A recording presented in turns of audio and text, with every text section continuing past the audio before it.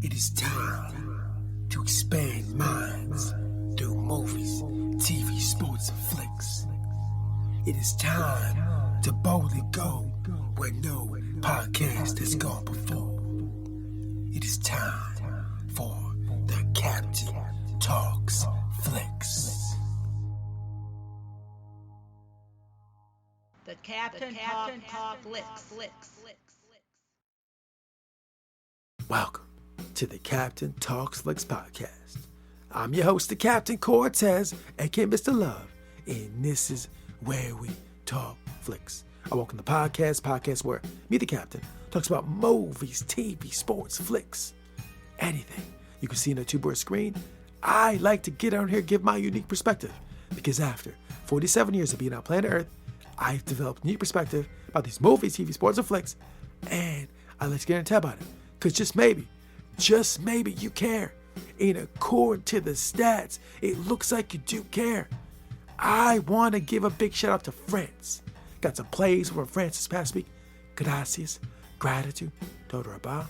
In France, I heard about that French language center you guys got, where the museum or the center is really focused on studying or talking about the history of the French language. Yeah, it seems very interesting. Since I'm a person that's into languages, I feel that would be very interesting for me to check out. So one of these days, when I'm over in France, I have to go check that place out. So thanks for listening, I appreciate that. And just FYI, back in the day I went to school to radio DJ, but never got a job. I think I never got a job because I just didn't have the right attitude. If I would have had the right attitude, then maybe that would enable me to become a radio DJ. But I didn't, and it allowed me to become the greatest podcaster in the Matrix. Some to debate, might be true, might not be true, but I said it on the internet, so it's gotta be true, right? Because everything on the internet is facts, not facts, true, false, propaganda, fake news, the Matrix, planes, trains, automobiles. I don't know. I didn't make the internet. Ask the people that made the internet. So when you're online, just beware, just watch out. Anyways, I can ramble here all day, but it won't. Let's get right into the podcast. But first, a word from our sponsor. Ladies and gentlemen, have you ever wondered what space sounds like? Well, recording artist Picard Tiberius has answered that question. Picard Tiberius says that his music that he creates comes straight from outer space. So if you want to hear what the sound of space sounds like, check out Picard Tiberius' interpretation in the track called Terra Incognita. It's an electronic, spacey soundscape from outer space and the cosmos. So check out the song called Terra Incognita. I'll put the link below. Now, let's get on with the podcast.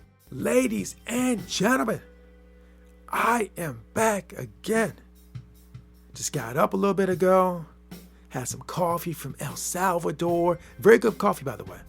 Read some books, read some research papers, tried to expand the mind, read a little something.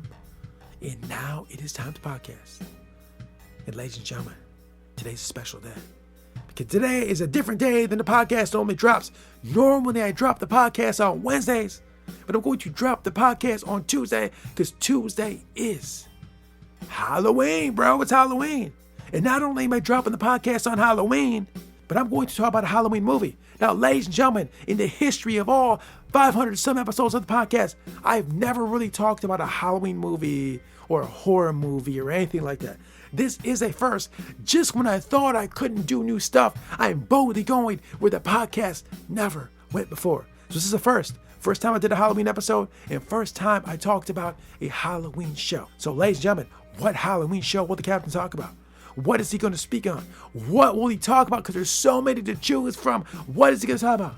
Well, ladies and gentlemen, in the last couple of weeks, as I was on the internet, I saw a lot of marketing, a lot of ads, a lot of hype surrounding this show, this movie that was coming out. You're thinking, Captain, what is it? I'm talking about Five Nights at Freddy's. Yeah, bro, I saw so much hype in media and so much about it. I was like, bro, I got to see what this is about. I got to look into this. I got to check it out. Let me see what the hype is about, bro. Let me check it out. So, ladies and gentlemen, this week I'm going to talk about Five Nights at Freddy's. But before I do that, a couple of things.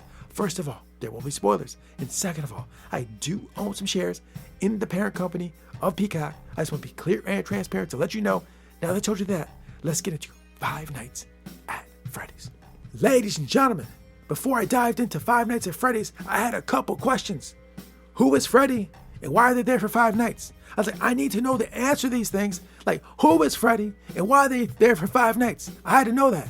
And in the first half hour, that answer was revealed. You're like thinking, who is Freddy? Freddy is Freddy Fazbear. And apparently he has his own restaurant. And it's kind of like Chuck E. Cheese. If you ever been to Chuck E. Cheese in the United States of America, then you know what I'm talking about. Because when you go to Chuck E. Cheese, they got pizza, they got drinks, they got video games. They got these animatronic animals up there. Chuck E. Cheese and his friends, like dancing and playing music. This is what Freddy Fazbear's is. It's pretty much the same thing. But instead of Chuck E. Cheese, you got Freddy, baby. And that's who Freddy is. But so why do they spend 5 nights at Freddy's? Who is spending 5 nights at Freddy's? What's up with this 5 nights? Well, there's this guy named Mike. And Mike can't hold a job down, bro. He's struggling to hold a job down. Life is hard for Mike. Life is tough. He can't hold a job down. He's beating people up. Like, he's doing all types of crazy stuff, bro. He can't sleep. He's stressed out, bro. And he needs a job really bad, bro. And so he goes to this counselor, and the counselor's like, bro, I got a job for you, bro. You want to take this job? He's like, nah, first, I ain't taking this job. He's like, you know what, though? You reconsider it. I got to take care of my little sister. You know, life is stressful. Things are happening. I need a job, like, bad. So you know what? I'm going to take this job. So that's where the 5 nights comes in. And Mike spends 5 nights at Freddy Fazbear's. And that's where it gets very interesting. Because, spoilers.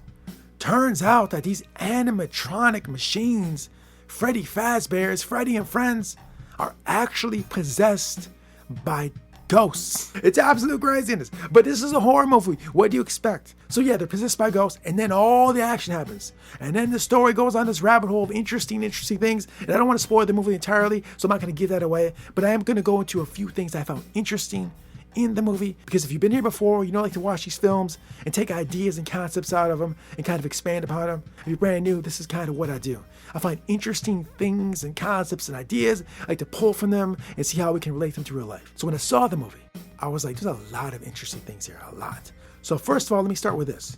In the movie, the character Mike had something bad happen to his family in the past. And he's trying to find out what happened in the situation.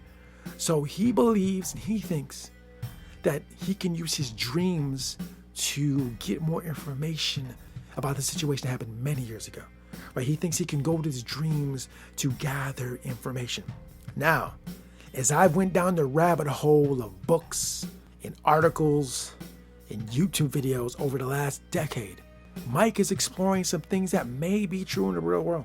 Some people, experts in those fields, believe that you can use your dreams to gather information. Because in the show, Mike says that basically everything you've ever seen in your life is recorded in your brain somewhere, right? That's what he said.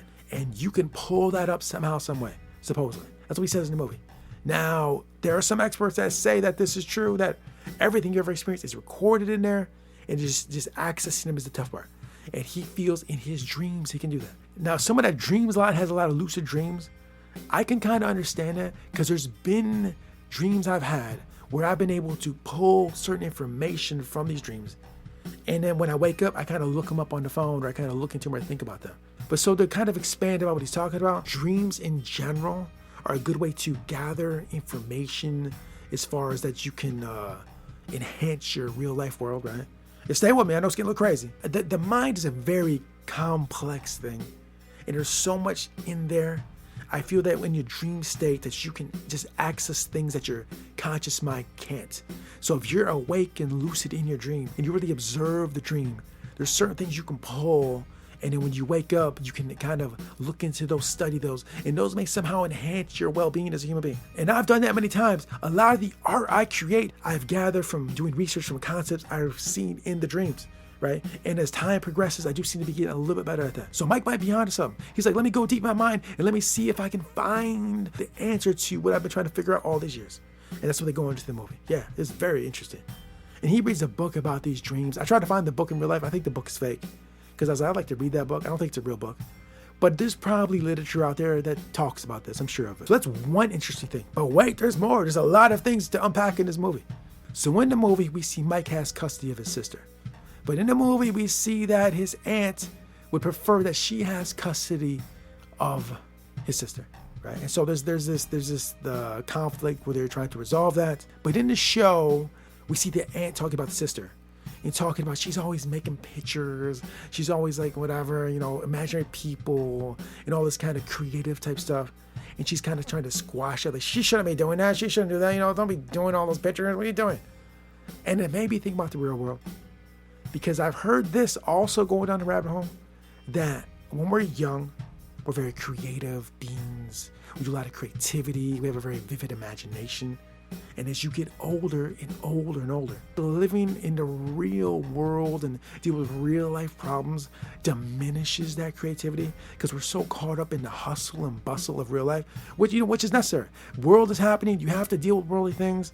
These have to get done. Everyone has to do it. And there's nothing wrong with that. But a lot of these experts would say that basically we lose a little bit of that imagination and creativity as we get older. Now, someone like me has not, because if you follow my pages, you see I'm doing all types of art. I've somehow been able to rekindle that imagination and that creative spark. But a lot of human beings are just not doing that. And the movie's probably because like this aunt's like, don't do that, don't do it. And they just stop. And over time, it just stop and never bring it back. And so, yeah, that was explored, right? And I saw that little scene in there and it reminded me like real life, like, bro, as we navigate the world, I feel creativity and imagination can be a tool or something we can use to navigate life and keep us healthier, better state of mind. If you just spend a little time in play and in art and in creativity and imagination, I feel will add to the overall well-being of our life.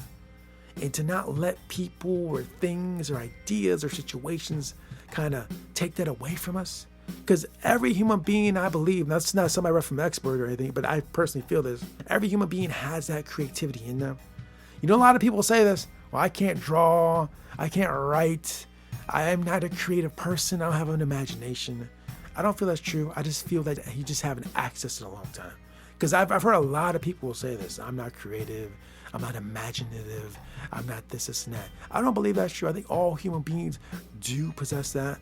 It just, like I said earlier, it just kind of diminishes over time because of real world stuff. And I'm not trying to talk bad about real world stuff because we have to take care of real world business. Dishes got to get washed. Bills got to get paid. Jobs got to be gone to, right? We got to do all these real world stuff. And not knocking it. This is part of reality, right? You should also take some time and some moments to indulge in a little bit of imagination, indulge a little bit of creativity, just a little bit. Don't forget the real world stuff, but also do a little bit of that. And the movie reminded me of that, right? And so this movie, a horror movie about, this robotic bear. There's just a lot of things to explore just from this movie, which is very unexpected. So I would say, ladies and gentlemen, this movie is great because this podcast is all about expanding minds, right? All about expanding minds.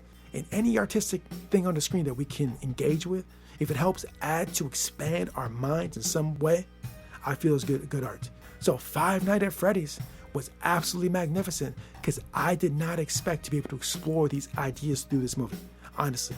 So if you have not seen Five Nights at Freddy's, I highly recommend check it out. Now, one last thing I want to say before I sign off. I've never played the game. I don't know the source material, and I know sometimes the source material is way different than the movies, and people might not like this because it's not true to the source material, which happens a lot, all the time. But as someone that didn't really experience that, I'm just judging this movie just based on the movie itself. And one additional thing, when I watch movies, even if I do know the source material, I just look at the movie as something totally different. And I just go in with the thought that they're going to not even stay true to the source material and look at it as a standalone movie and just basically inspired slightly from it. And know that when you go to experience something like that, you probably can deviate from the source material entirely. And it happens a lot. And I've just come to expect that when there's a movie version of any source material, book, comic book, video game, whatever, that basically it's going to deviate significantly from the source material. So that being said, I think Five Nights at Freddy's is fine. But like I said, I don't know the source material. And if you know the source material, you'll be like, bro, it was absolutely horrible. And then, and maybe that's true. I don't know. But just based on the movie itself and based on what I saw on it, I think it was great, and I think you should check it out. And it's Halloween. It's the time of year to watch it. And one last thing, it was a PG-13. So you can have like young people watch it as well with you, and the family can kind of experience this movie. It's good to have a family movie, sit around with the family, watch something. And if you got some older kids, you guys can sit around and just have some fun, eat some popcorn with hot sauce, and watch a good movie. So, ladies and gentlemen, Five Nights at Freddy's. Great, unexpected. It's the first time in podcast history that I covered something that was horror, and I believe this is the first time I've done a Halloween episode. Yeah, we're boldly going where the podcast has not gone before. So, ladies and gentlemen, thanks for listening, and until next time, we'll see you. Persistence is the character of a man as carbon is to steel. Napoleon Hill.